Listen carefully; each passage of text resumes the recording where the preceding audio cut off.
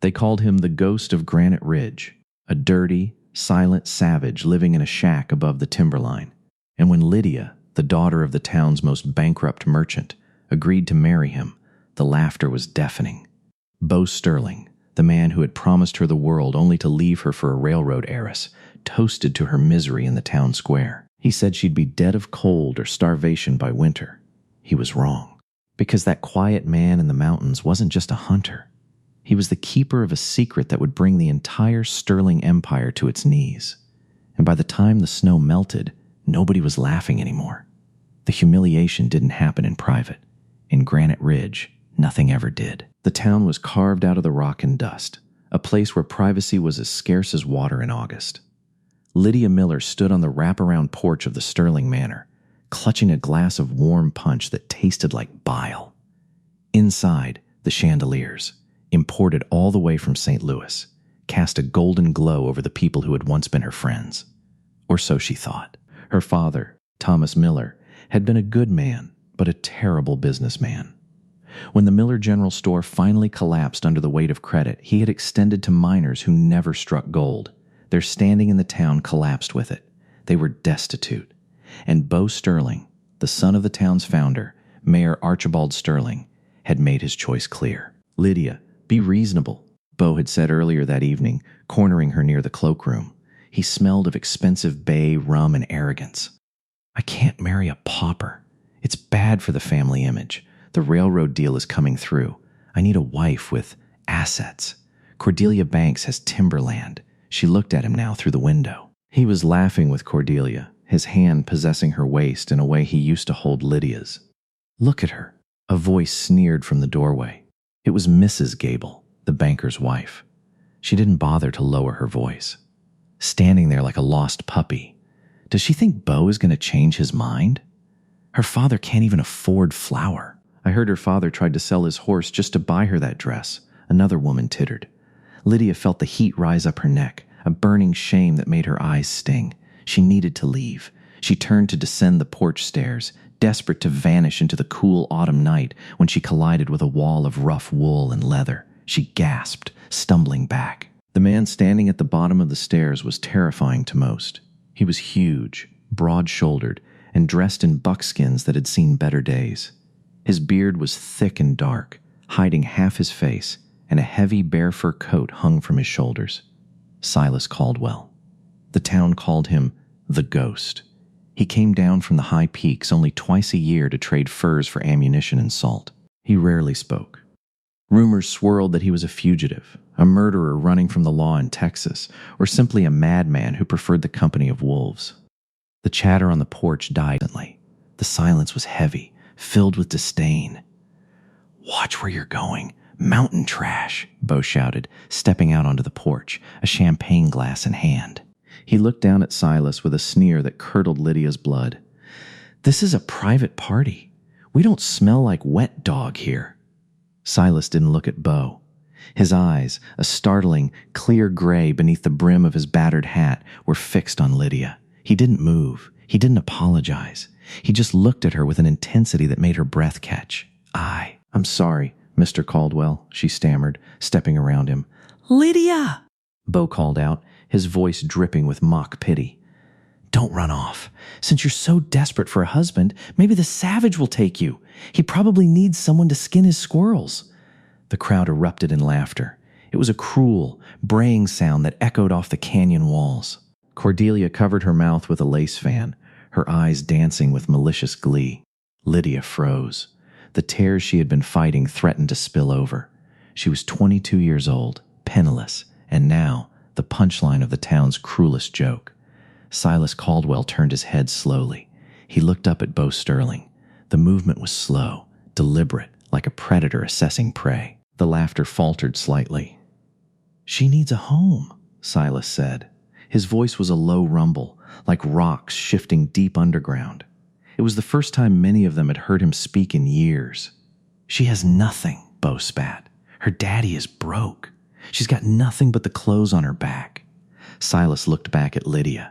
He extended a hand. It was large, calloused, and scarred, but his palm was open. "I have a cabin," he said to her, ignoring the crowd completely. It is warm. There is food. I need a wife, the crowd gasped. Then the tittering started again. Oh, this is rich, Bo shouted. Go on, Lydia. It's the best offer you'll get. Marry the hermit and live in a cave. Lydia looked at Bo, his face flushed with wine and cruelty. Then she looked at the townspeople who had abandoned her father the moment his luck ran out. And then she looked at Silas.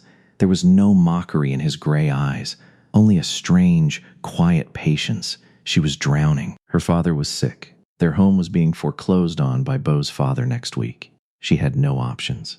If she stayed, she would be a beggar. If she went with him, she might die. But she would die with her dignity intact, far away from these vultures.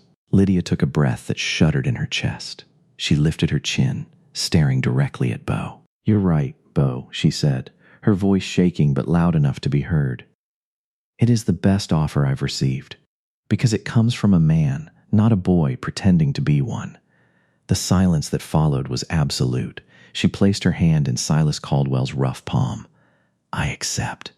The wedding was 3 days later. It was a farce. The justice of the peace, a man named Whitaker who owed the Sterlings money, hurried through the vows in the back room of the dusty courthouse. He didn't even ask them to kiss.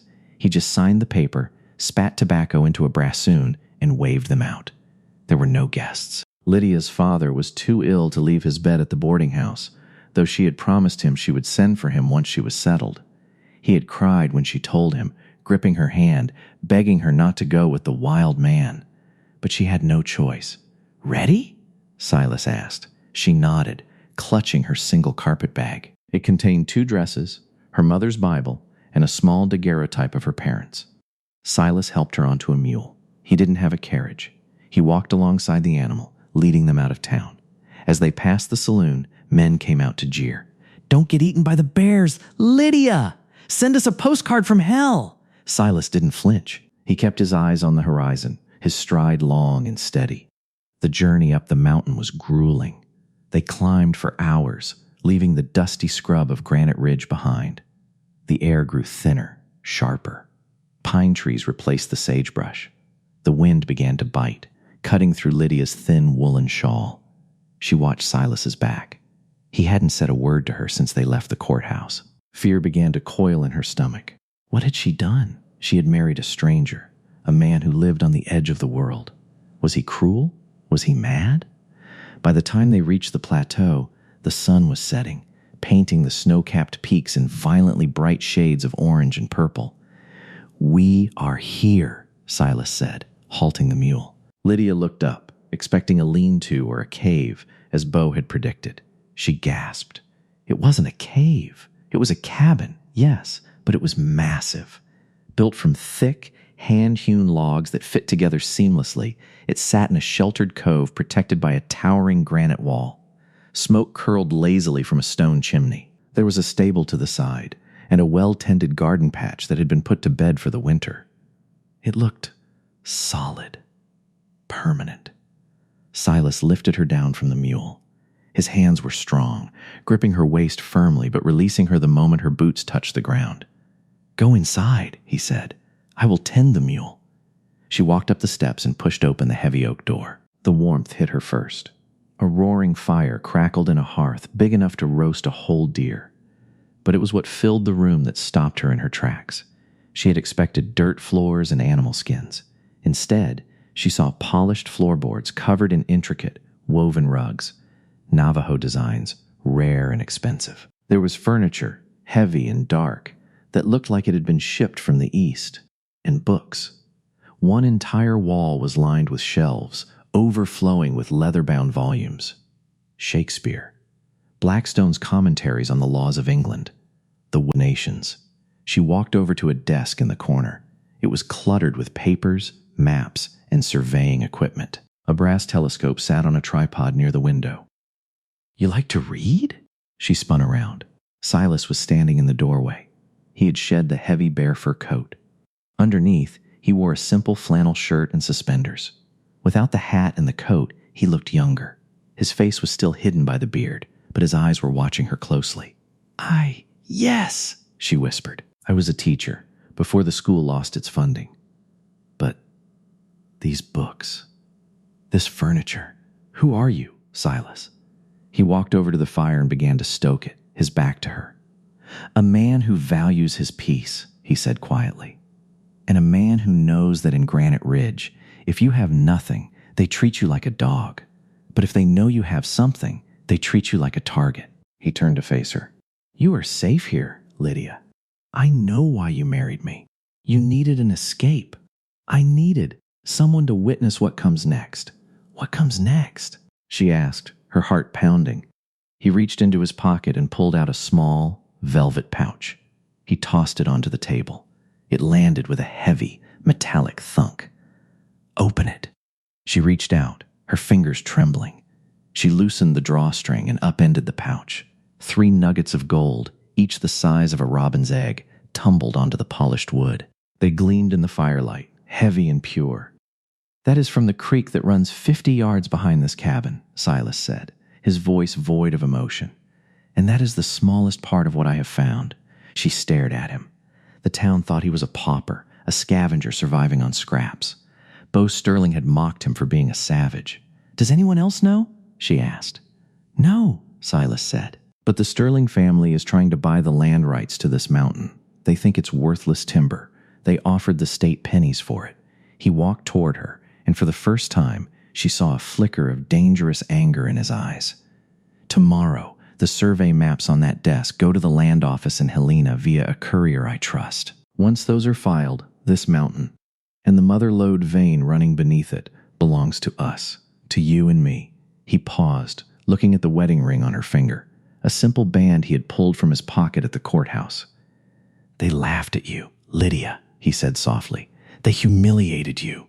When the snow melts, we will go back down, and we will buy their laughter. Winter in the Rockies was not a season, it was a siege. For 3 months, the cabin was buried under 6 feet of snow. The wind howled like a banshee, rattling the heavy oak shutters, but inside, the world was warm and strangely peaceful. Those first few weeks, Lydia expected Silas to treat her like a servant. That's what the men in Granite Ridge did to their wives. But Silas was different. He didn't ask her to cook or clean, though she did keep herself busy. Instead, he treated her like a student he was preparing for an exam. Read this, he said one evening, sliding a heavy ledger across the table. She opened it. It wasn't a novel. It was a detailed geological survey of the entire Granite Ridge Basin. The handwriting was elegant, precise, nothing like the scratchings of the illiterate mountain man the town believed him to be. You wrote this? She asked. I studied geology in Boston, he said, staring into the fire. My father sent me east before the accident. The accident? Silas turned to her. The firelight caught the hard lines of his face. He had trimmed his beard, revealing a jawline that was sharp and determined. You know, my father is Old Man Caldwell, the town drunk who died in a gutter 10 years ago, Silas said, his voice tightening. But before that, he was Archibald Sterling's partner. They founded Granite Ridge together. They found the first silver vein together. Lydia gasped. I never knew that. The history books say Sterling founded the town alone. History is written by the men who hold the pen, Silas said darkly. Sterling cooked the books. He accused my father of embezzlement, ruined his reputation, and stole his shares. My father drank himself to death out of shame. I was 19. I left for the mountains because if I had stayed, I would have killed Archibald with my bare hands. He stood up and walked to the gun rack. He pulled down a gleaming Winchester repeating rifle. But I didn't want simple revenge, Lydia. I wanted total destruction. I spent 10 years mapping this mountain. Sterling thinks the silver is gone. He's betting his entire fortune on the railroad coming through the valley, hoping to sell timber rights. But he doesn't know about the gold vein up here. And he doesn't know that the geological fault line he plans to build his railroad bridge on is unstable. He handed her the rifle. It was heavy, smelling of gun oil and cold steel. Why are you telling me this? Because when the snow melts, they will come, Silas said. Sterling is greedy, but he isn't stupid. He knows I'm sitting on something, even if he thinks it's just stubbornness. He will try to take this land, and I need you to know how to defend it. The rest of the winter became a different kind of education. In the mornings, Lydia read law books, learning the intricacies of land rights and mining claims.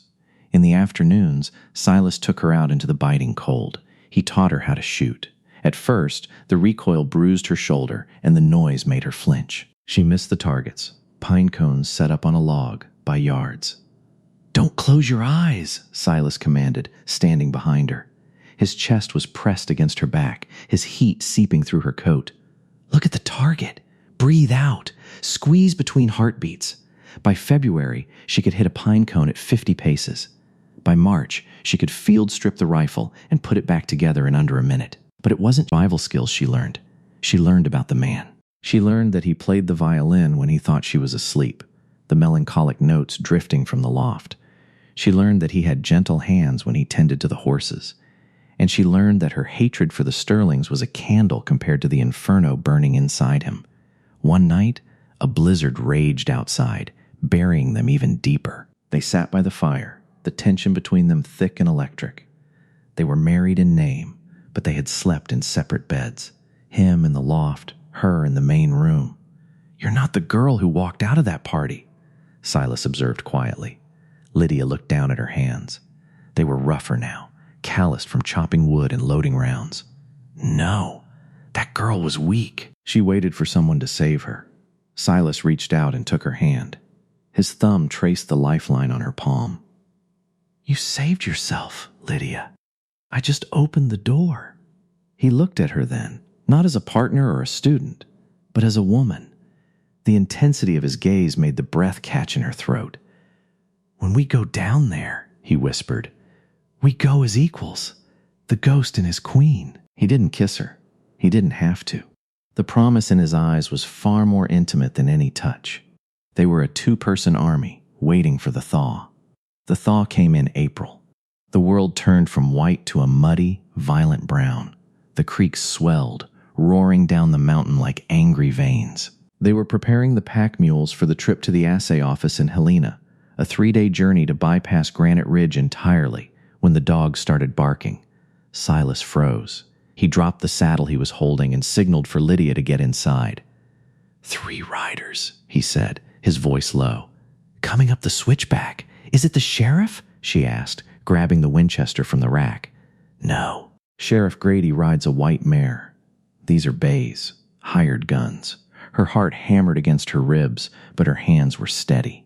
She took her position by the window, hidden by the heavy curtain, just as Silas had taught her. Silas stepped out onto the porch, looking for all the world like the ignorant hermit the town believed him to be. He slouched, letting his mouth hang open slightly, wiping his hands on his dirty buckskins. The riders crested the hill. They were rough men, dusters flapping in the wind, hands hovering near their holsters. Lydia recognized the leader immediately. It was barely visible through the grime, but she knew that scar. It was Dutch Miller, no relation to Lydia, a known enforcer for the Sterling family. He did the dirty work that Beau didn't want to dirty his manicured hands with. "Morning, squatter," Dutch called out, spitting a stream of tobacco juice onto the freshly cleared path. Silas didn't answer. He just stared, blinking rapidly as if confused. "Cat got your tongue?" Dutch sneered. "We got a message from Mr. Sterling. He says you're trespassing on future railroad property. He'll bring you $50 to pack your trash and get off the mountain by sundown. $50. It was an insult. It wouldn't even buy a good horse. "This is my land," Silas mumbled, pitching his voice to sound rough and slow. "My pa's land." "Not anymore," Dutch laughed. "The county reassessed the boundaries. Turns out your claim expired 6 months ago. You're squatting." It was a lie. Lydia knew it was a lie because she had read the deed every night for 3 months. Their claim was valid for 99 years. "I ain't moving," Silas said. Dutch sighed, a theatrical, exaggerated sound. He unbuttoned his duster, revealing 2 pearl-handled revolvers. "I was hoping you'd say that. Mr. Sterling said if you resisted, we could treat you as a hostile threat. You know, like a rabid animal." Dutch nodded to the man on his left. The man reached for his saddlebag and pulled out a torch. "Burn it down," Dutch ordered. "If the rats won't leave the nest, smoke 'em out." The man lit the torch. The flame flared orange against the gray sky. Silas didn't move. He didn't reach for a weapon. He just stood there. "Silas!" Lydia screamed in her head. "Do something!" The rider with the torch spurred his horse toward the cabin. He raised his arm to throw the fire onto the porch. Crack! The sound of the Winchester was deafening in the small cabin. Outside, the torch exploded in the rider's hand, shattered by the bullet. The man screamed as burning oil splashed onto his coat and his horse's mane. The horse bucked violently, throwing the man into the mud. "What the hell?" Dutch yelled, his hand flying to his gun. Silas had changed. The slouch was gone. In a blur of motion, he drew the heavy Colt revolver from beneath his coat. Bang! Bang! 2 shots. One took Dutch's hat clean off his head. The second kicked up dirt inches from the third rider's horse. "Drop him!" Lydia shouted, kicking the door open. She stepped out onto the porch, the Winchester leveled at Dutch's chest. "Drop the guns, or the next one goes between your eyes!" Dutch stared at her, his mouth agape.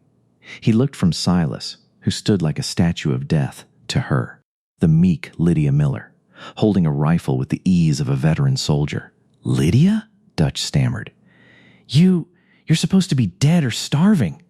"I'm very much alive, Dutch," she said coldly. "Now drop the belts." Slowly, carefully, Dutch and the remaining rider unbuckled their gun belts and let them fall to the mud. "Get your friend," Silas growled. His voice was no longer the mumble of a hermit. It was the command of a king. "And tell Bo Sterling that if he sends another man up this mountain, I won't send him back walking. I'll send him back in a box." Dutch helped the burned man up. The trio looked terrified, their arrogance evaporated. "You're making a mistake, Caldwell," Dutch hissed as he mounted his horse. "Sterling owns the law in this town. You can't fight him." "I'm not fighting him," Silas said, holstering his gun. "Ending him." As they galloped away, retreating down the mountain with their tails between their legs, Lydia lowered the rifle. Her knees felt weak, the adrenaline crashing. Silas turned to her. He walked over and took the rifle from her hands, leaning it against the wall. Then he grabbed her shoulders. "You didn't hesitate?" he said, his eyes searching hers. "They were going to burn our home," she said, her voice trembling slightly. "Yes." Silas looked down the mountain, toward the distant smoke of Granite Ridge. "But this was just a probe, a test. Now they know we are armed, and they know we are not leaving." He walked over to the saddlebags the men had left behind in their panic. He ripped one open. "What is it?" she asked. He pulled out a rolled-up document. It wasn't a foreclosure notice. It was a blueprint. Silas unrolled it on the porch railing. "Look at this." She peered closer. It was a map of the proposed railroad bridge. But there were red markings all over their sector of the mountain. "They aren't just building a railroad," Silas whispered, his face going pale with rage. "This blueprint, these markings, what do they mean?" "They're demolition charges," Silas said. "They aren't trying to evict us, Lydia. They're planning to dynamite the ridge to clear a path for the train. They're going to blow the entire face of the mountain off." He looked at her, his eyes hard as flint. "If they detonate those charges, they won't just kill us. The landslide will bury the lower valley. It will bury the orphanage. It will bury your father's boarding house." She felt the blood drain from her face. Bo, he would kill half the town just to get his railroad? "He doesn't care about the town," Silas said. "He only cares about the Sterling legacy." Silas rolled up the map. "We can't wait for the thaw to finish. We have to go to Granite Ridge. Tonight? Tonight? We have to stop that shipment of dynamite before it reaches the bridge site," Silas said. "And we have to do it without the law, because the sheriff is riding in Bo's pocket." He looked at her. "Are you ready to go back, Mrs. Caldwell? To the people who laughed at you?" She looked at the blueprint, then at the gun on her hip. "Let's go," she said. "I want to see the look on Bo's face when the ghost comes back to haunt him." They rode into Granite Ridge under the cover of a moonless night. The town was asleep, save for the raucous piano music drifting from the Golden Steer Saloon. To anyone watching from the shadows, they didn't look like the beggar girl and the mountain hermit who had left 6 months ago. They rode fine horses, taken from the men who tried to kill them, and they wore their weapons openly. Silas had shaved his beard down to a neat, formidable goatee, and Lydia wore a riding habit she had sewn herself from the high-quality fabric Silas had hoarded in the cabin. "The warehouse is by the tracks," Silas whispered, pulling his hat low. "That's where they'll store the dynamite until they move it up the mountain tomorrow." "I need to see my father," she said, looking toward the dilapidated boarding house on the edge of town. "If things go wrong, if shooting starts, I need to know he's safe. Silas did. He reached into his saddlebag and pulled out a heavy leather pouch, not the small one from before, but a larger one. Give him this, Silas said. Tell him to pack. Once we're done here, we're building a new house, a real one. She dismounted and slipped through the alleyways. The town smelled of stale beer and horse manure, a sharp contrast to the crisp, clean air of the peaks. She crept into the boarding house and found her father's room. He was sleeping, his face pale and gaunt. She shook him gently. Papa?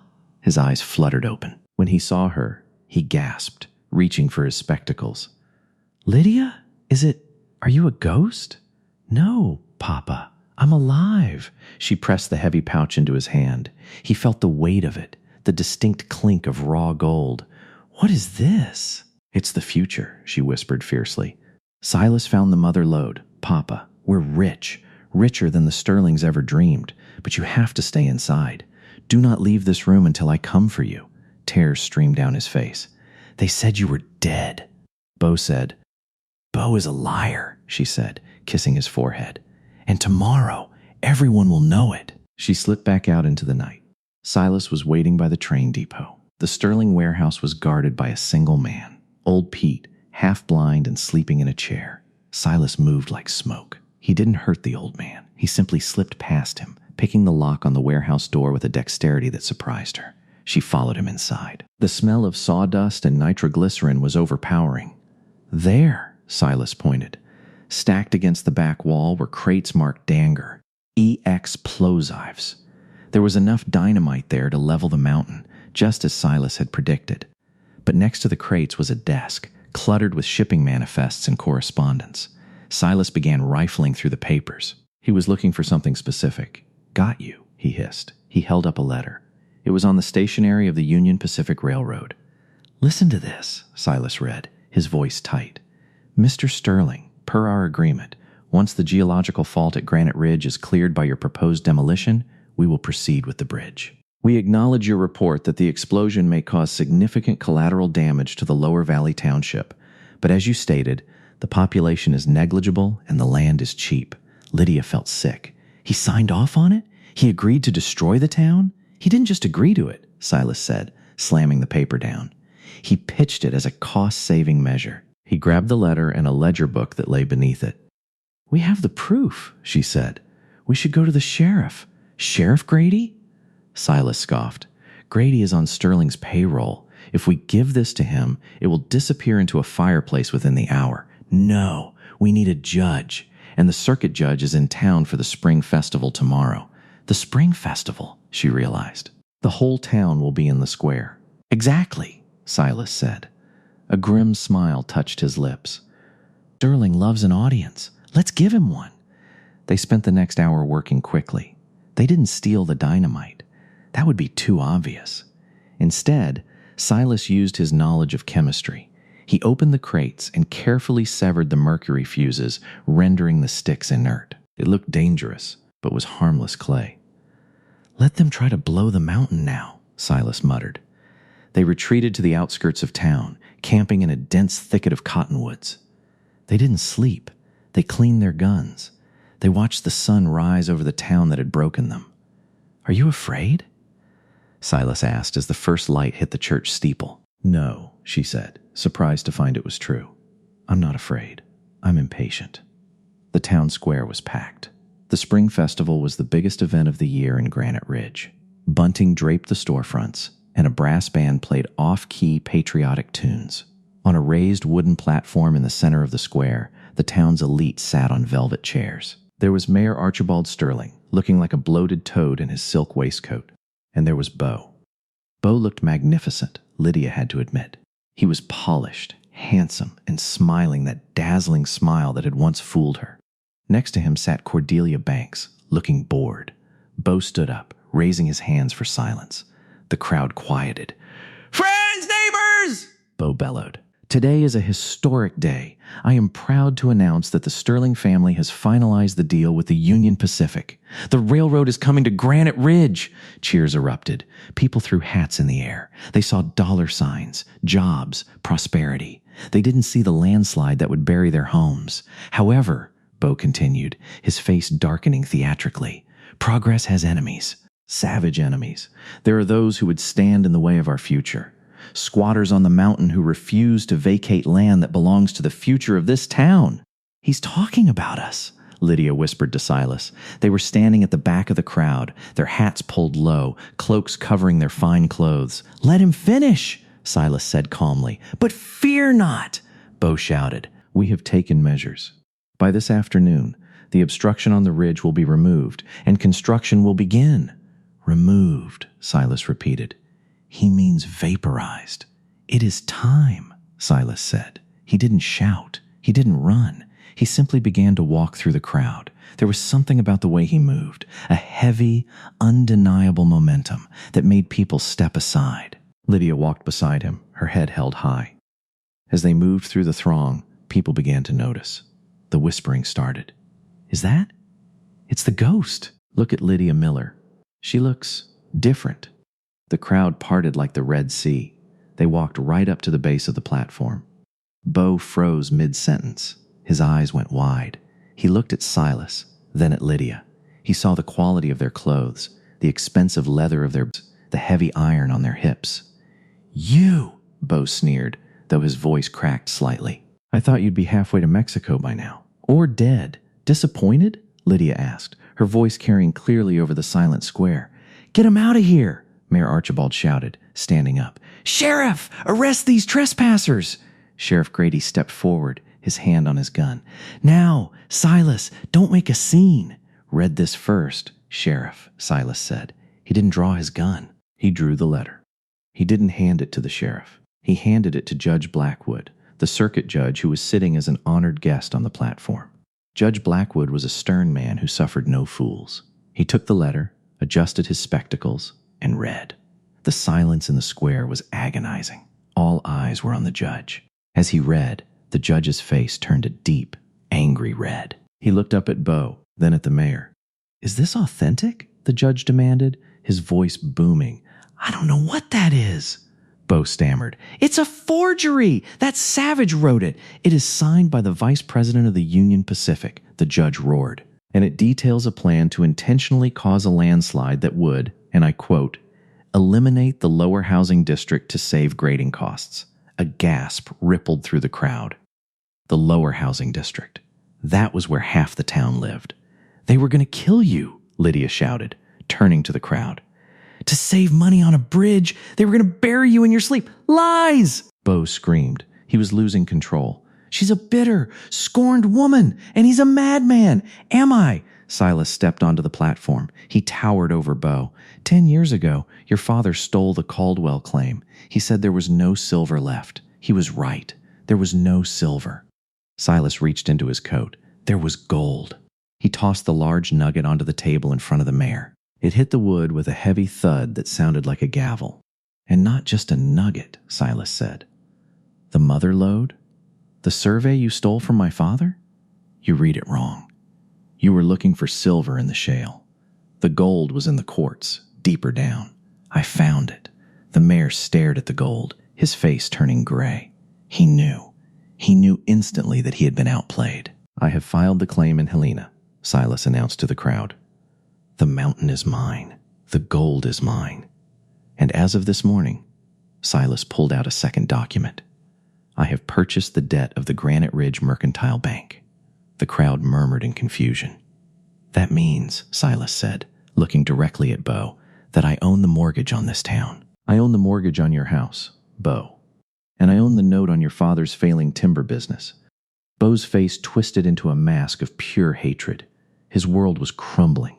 His legacy, his money, his power, stripped away in seconds by the man he had called a savage. You filthy, Bo snarled. He moved fast, just for the sheriff. Bo drew a derringer from his vest pocket. He wasn't aiming at Silas. He aimed it at Lydia, his eyes wild with malice. If I go down, you're coming with me, Lydia! Bang! The gunshot was deafening. Lydia didn't feel pain. She didn't fall. Across the platform, Bo Sterling staggered back, clutching his shoulder. His derringer clattered to the floor. Silas stood there, his Colt smoking in his hand. He hadn't even looked like he moved. It was the fastest draw anyone in Granite Ridge had ever seen. I told you, Silas said, his voice terrifyingly calm. "If you touched her, I would end you." Bo fell to his knees, groaning in pain. The mayor collapsed into his chair, defeated. The crowd stood in stunned silence for a heartbeat. Then, someone from the back, a miner whose home would have been buried by the landslide, started to clap. Then another. Then another. The applause grew into a roar. It wasn't just cheering. It was a release of years of oppression under the Sterling rule. Silas didn't smile. He holstered his gun and walked over to Lydia. He took her hand, checking her for injury. "Are you all right?" he asked, ignoring the chaos around them as the sheriff finally moved to arrest Bo and the mayor for conspiracy and attempted murder. She looked at the man who had saved her, the man who had given her a spine of steel. "I am," she said, squeezing his hand. "I think we just bought that laughter, Silas." "Come," he said. "Let's go get your father. We have a mountain to go home to." The fall of the House of Sterling did not happen with a whisper. It happened with the crashing weight of an avalanche, burying their legacy under decades of lies and corruption. In the weeks following the standoff in the town square, Granite Ridge underwent a transformation that felt less like a political shift and more like an exorcism. The Sterling name, which had been plastered on every street sign, saloon, and general store, began to disappear. It was scraped off windows, painted over on barn sides, and chiseled off the cornerstone of the bank. The town was reclaiming its soul. Sheriff Grady was stripped of his badge within the hour of the judge's ruling. He was replaced by Deputy Miller, no relation to Lydia, but a good man who had long hated the corruption rotting the department. As for Mayor Archibald Sterling, he never saw the inside of a courtroom. The humiliation of his public exposure, combined with the seizure of his assets, proved too much for his heart. He died in his holding cell 3 days after his arrest, clutching his chest and gasping for air in the very jail he had built to imprison his enemies. But Bo Sterling, fate had a much crueler, longer punishment in store for him. He survived the bullet wound to his shoulder, though the doctors said the joint would never be the same. He would never again lift a rifle with ease or wave to a crowd with that arrogant, fluid grace. He was broken, physically and financially. The hidden fortune Silas had uncovered, the massive gold vein running through quartz deep beneath their cabin, was valued at over $1 million. But it wasn't just the gold.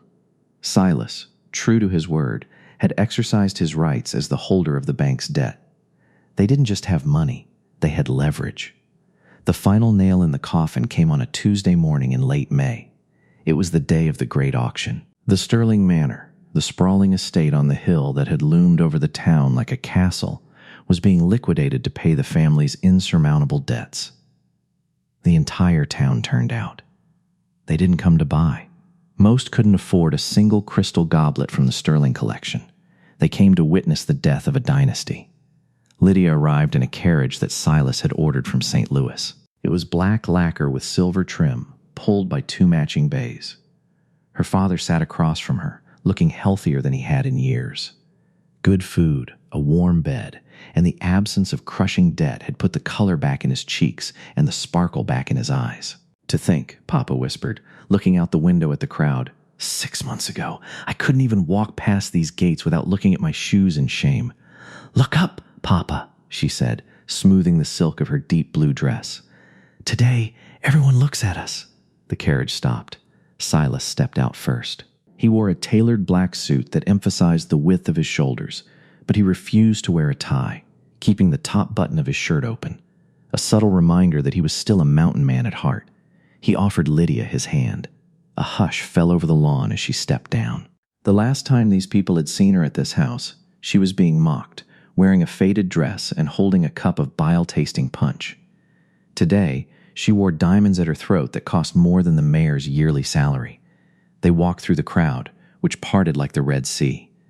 The auctioneer was already selling off the furniture. Lydia saw Mrs. Gable, the banker's wife who had sneered at her, bidding frantically on Cordelia's vanity table. Then, the front doors opened. Bo Sterling emerged. He wasn't walking out. He was being escorted by 2 bailiffs. He carried a single, battered leather suitcase, the only possession the court had allowed him to keep. His arm was in a sling, his clothes were wrinkled, and his face was unshaven. He looked like a ghost of the golden boy who had once ruled this town. When he saw Lydia, he froze. For a moment, A flash of his old arrogance flickered in his eyes, but it was quickly extinguished by the cold reality of his situation. He looked at Silas, then at the silent, watching crowd, and finally at her. He shuffled toward them. The bailiffs didn't stop him. "Lydia," he croaked. His voice was raspy, stripped of its polish. "Lydia, wait!" She stopped. She didn't smile. She just watched him with the detached curiosity one might have for a beetle on its back. "You've had your fun," Beau said, his eyes darting around nervously. "You've shamed me. You've won. But surely you don't intend to let them throw me onto the street?" "I grew up in this house. Many people grew up in this town, Beau," Lydia said calmly. "Many of them lost their homes because your father manipulated the interest rates." "I can be useful," Beau pleaded, stepping closer. The smell of stale whiskey and fear hung off him. "I know the business. I know the railroad contacts. You have the capital, I have the connections. We could be partners. For old time's sake?" Silas stepped forward, placing himself between Lydia and Beau. He didn't say a word. He just stared down at Beau until the fallen heir took a stumbling step back. "I have no interest in your connections, Beau," Lydia said, her voice carrying clearly across the silent lawn. "And as for this house, I have already made my decision." Beau's eyes lit up with a flicker of hope. "You're buying it? You'll let me stay in the guest cottage? I can manage the grounds?" She turned to the crowd, raising her voice. "My husband and I have purchased the Sterling Manor this morning, prior to the auction." A gasp rippled through the crowd. "But we will not be living here," she announced. "This house was built on the suffering of Granite Ridge. It stands as a monument to greed. So, effective immediately, we are donating the deed to the town council." The crowd murmured in confusion. "This house," she pointed to the towering pillars, "will be the new Granite Ridge Orphanage and School. The children whose parents died in your father's mines will sleep in your guest bedrooms. They will eat at your dining table, and they will learn to read in your father's library." The silence held for a heartbeat, and then the cheering started. It began as a roar and turned into a chant. Women were crying. Men were shaking hands. Beau looked as if she had physically struck him. His face went pale, his mouth opening and closing wordlessly. "As for you, Beau," she said, stepping closer so only he could hear the steel in her voice. "I spoke to the foreman of the railroad crew this morning. They are short on laborers for the grading work in the desert," Beau recoiled.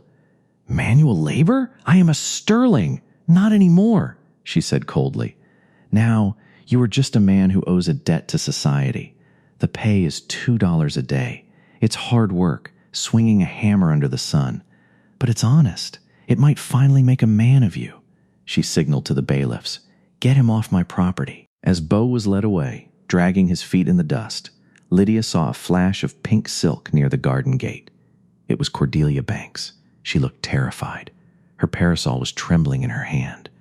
When she saw Lydia looking, she forced a wide, brittle smile and waved. "Lydia!" she called out, her voice shrill. "Oh, Lydia, darling, that dress is exquisite!" "I was just telling everyone how I always knew you had such style. Perhaps we could have tea next week? I'm sure we have so much to catch up on." Lydia looked at Silas. His expression was one of pure, stone-faced judgment. "Silas," she asked, "do we have tea with Miss Banks?" Silas looked at her, his eyes narrowing. "I prefer to drink tea with friends, Lydia. Not snakes who shed their skin when the season changes." Lydia turned back to Cordelia. "You heard him. Goodbye, Cordelia." They turned their backs on them, on the desperate ex-fiancé and the fair-weather friend, and walked back to their carriage. They didn't look back.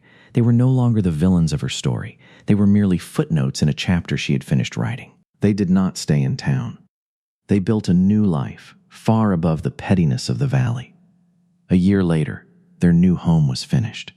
It was a sprawling lodge made of river stone and glass, built on a plateau overlooking the very ridge Silas had defended.